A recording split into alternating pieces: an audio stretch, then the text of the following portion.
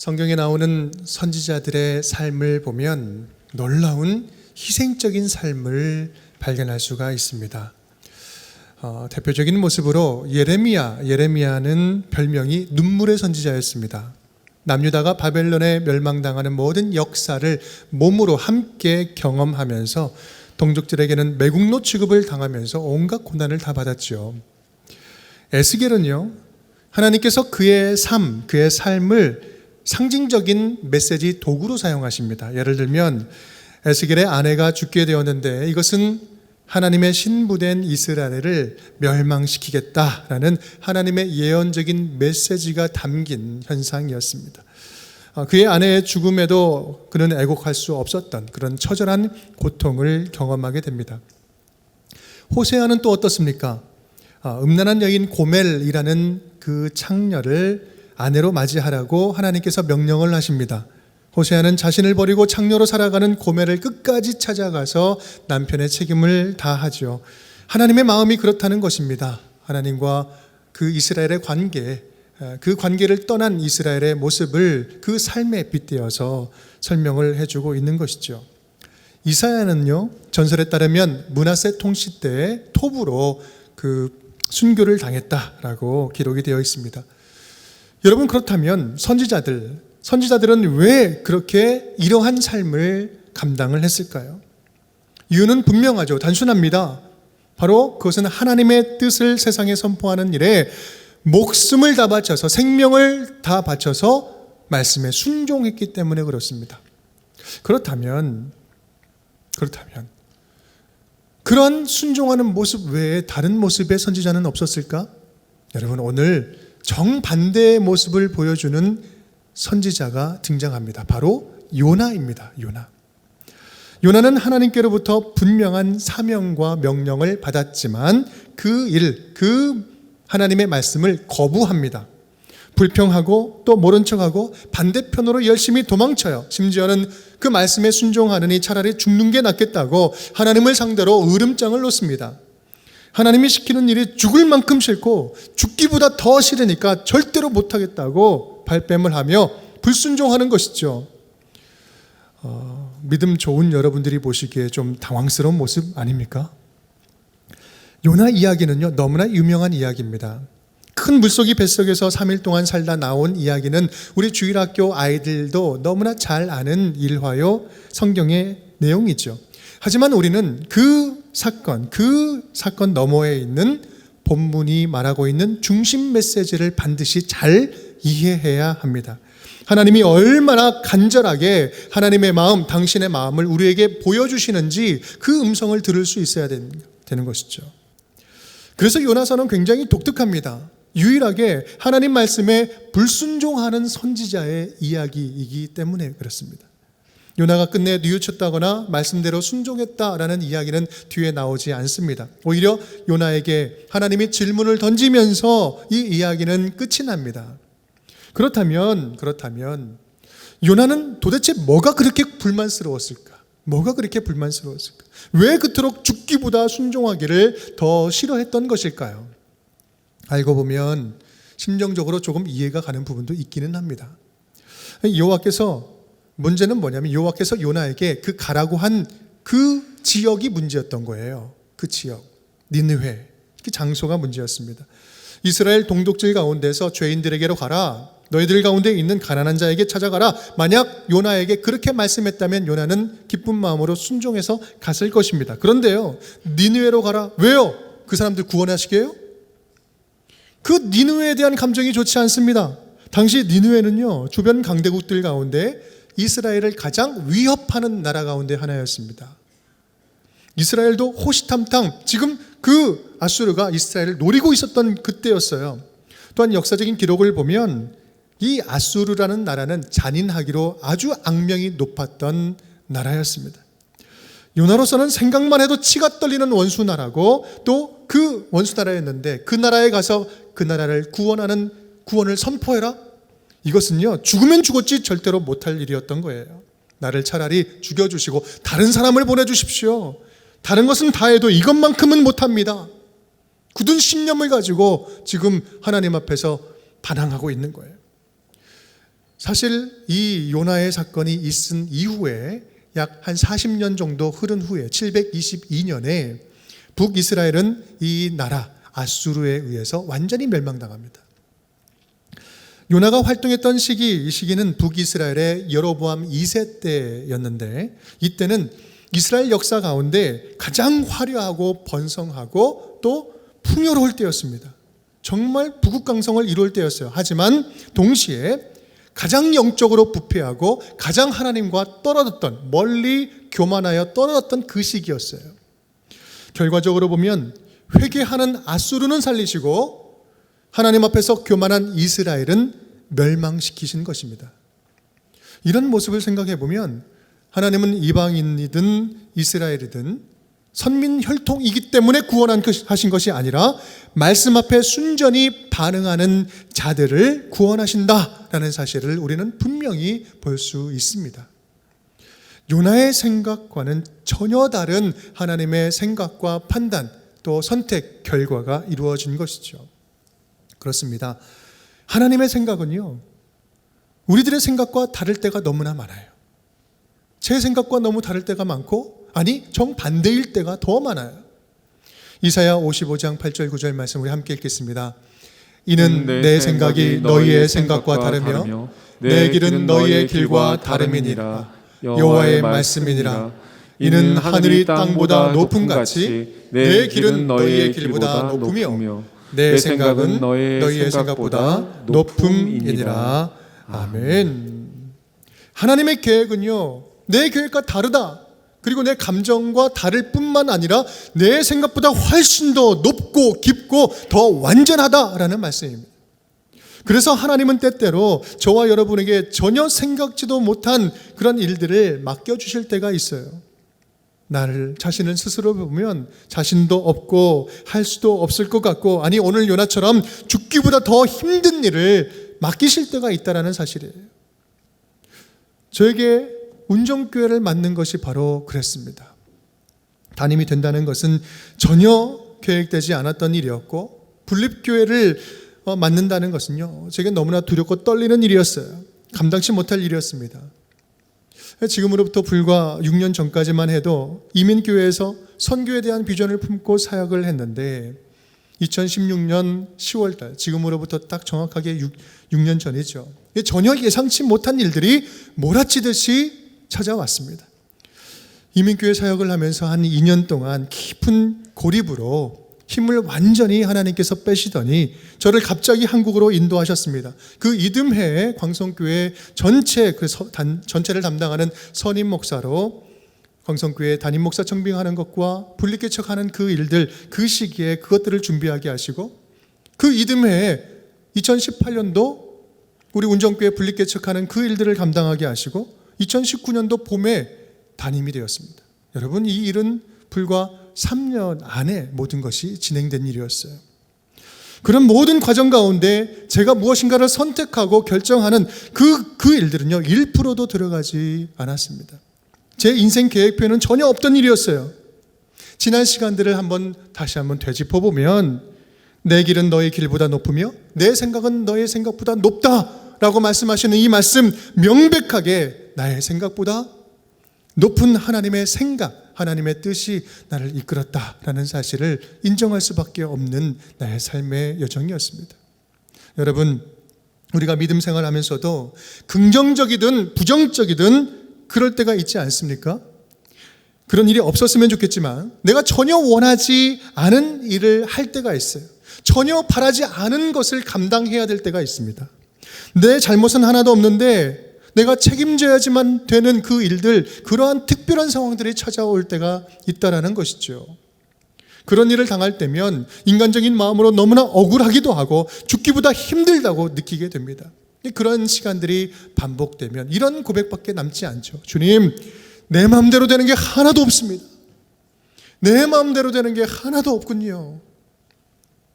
오늘 요나도 그런 상황입니다. 죽기보다 싫은 순종을 해야 되는 상황이에요. 그렇다면 하나님이 나에게 맡기신 일이 내키지 않는다고 해서 도저히 나의 감정으로는 받아들일 수 없다고 해서 오늘 요나처럼 하나님의 명령 그 반대편으로 열심히 도망치는 것이 정당화될 수 있을까요? 내 생각으로는 받아들일 수 없어서 하나님의 뜻을 무시하고 저버리는 것이 정당화될 수 있을 것일까요? 우리가 하나님의 뜻대로 살아가려고 할 때 하나님의 마음과 내 마음, 이 두 갈림길 가운데 반드시 한쪽만 선택해야 되는 그 순간이, 결정적인 순간이 반드시 찾아온다는 사실이에요. 하나님, 다른 건 몰라도 이 문제만큼은 내가 제일 잘 아니까 내가 해결할 때까지 조금만 기다려 주십시오.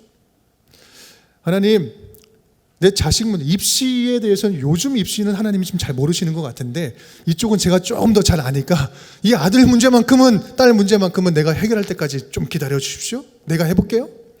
여러분, 매번 말씀드리는 거지만 이런 결정적인 순간, 무엇인가를 결정해야 되는 결정적인 순간이 바로 하나님께서 가장 집중해서 바라보시는 순간이다라는 사실이에요. 왜 그럴까요? 바로 그때 우리의 마음이 드러나기 때문에, 마음의 중심이 그때 보일 수 있기 때문에 그렇습니다. 요나를 보십시오.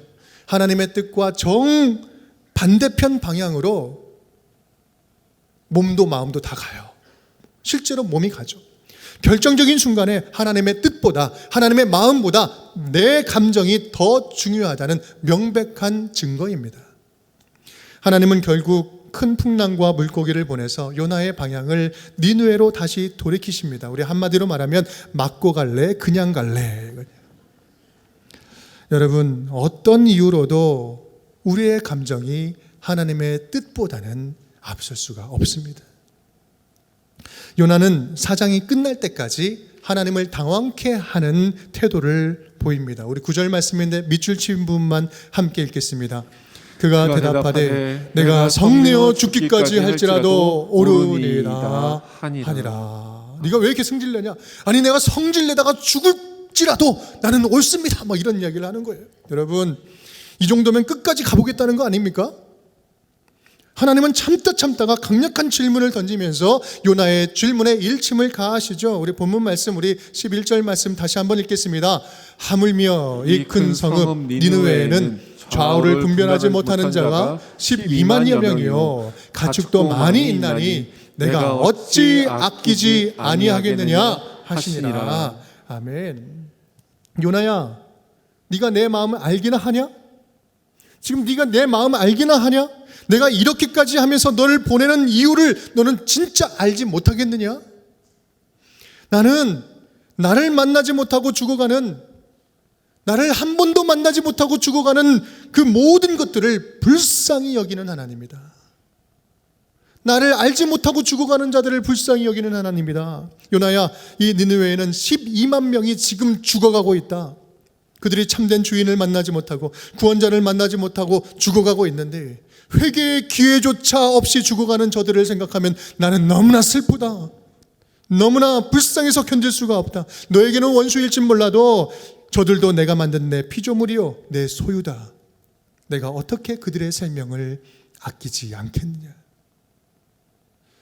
우리가 하나님의 사랑을 알고 경험하면서 이 요나와 같은 우를 범할 때가 참 많이 있습니다. 하나님의 사랑의 크기를 내가 정해요. 하나님의 사랑의 영역을 내가 정하는 거예요. 내가 결정하는 거예요. 이 정도는 사랑할 것이고 이 정도는 사랑하지 못할 것이다. 하나님의 사랑을 내가 재단하는 거예요. 주의 일을 한다지만 사명으로 일하지 않고 내가 좋아하는 것만 골라 선택하면서 일하는 경우가 너무나 많아요. 믿는 자에게 가장 치명적인 악한 습관이 있어요. 그것은 바로 영적인 감탄 고토 신앙이에요. 달면 삼키고 쓰면 뱉어버리는 거예요. 내게 좋은 것만 선택하고 좋은 것만 하면서 열심히 한다고 착각하고 있는 거예요. 자기 중심적으로 순종하는 것이죠. 여러분, 우리는 얼마나 내 중심적으로 주의 일을 한다 하지만 열심을 낼 때가 있는지 몰라요. 우리는요, 내 기분과 내 감정으로 감당치 못할 일들을 마주할 때가 있어요. 또 내 기분과 감정으로 감당치 못할 거룩한 요구를 받을 때가 있어요. 그렇다면 그럴 때는 요나처럼 힘들 수 있습니다. 하지만 그렇다고 해서 내 마음과 감정대로 하나님의 뜻을 무시하고 내 마음대로 내 감정대로 선택하는 것을 우리는 정당하다라고 이야기할 수 있을까요? 그래서 오늘 하나님은 우리에게 분명히 알려주고 계시는 것입니다. 네가 사랑할 만해서 사랑하라고 말하는 것이 아니다. 네가 사랑할 수 있어서 사랑하라고 이야기하는 게 아니다. 네 감정을 무시해서 무작정 사랑하라고 말하는 것도 아니야. 내 안에 있는, 하나님 안에 있는 그 근본적인 마음, 긍휼한 마음을 품지 않으면 너희는 어떠한 사람도 사랑할 수가 없다. 어떠한 사람도 용서할 수가 없어. 요나처럼 내 생각과 내 뜻과 내 방식대로 믿고 내 방식대로 순종하는 우리에게 십자가를 주신 이유가 바로 여기에 있지 않습니까? 누군가를 사랑한다는 것, 원수를 용서한다는 것, 그것은 네가 스스로 할 수 있는 일도 아니고 네 힘으로 감당할 수 있는 일도 아니니 내 아들 예수 그리스도를 네 삶의 주인으로 내가 보내지 않았느냐. 너는 네 감정대로 사랑하지 말고 예수 그리스도의 십자가 사랑을 의지해서 사랑해라. 너는 네 의지대로 순종하지 말고 예수 그리스도 십자가 능력을 의지해서 순종해라. 그래서 예수님은 산상수훈에서 당당하게 우리에게 말씀으로 요구하십니다. 또 내 이웃을 사랑하고 내 원수를 미워라 하였다는 것을 너희가 들었으나 함께 나는 너희에게 이르노니 너희 원수를 사랑하며 너희를 박해하는 자를 위하여 기도하라. 아멘. 너희 원수를 사랑해라. 너를 박해하는 자를 위해서 기도하라. 여러분 생각해 보십시오. 우리가 원수를 사랑하면 얼마나 사랑할 수 있겠습니까?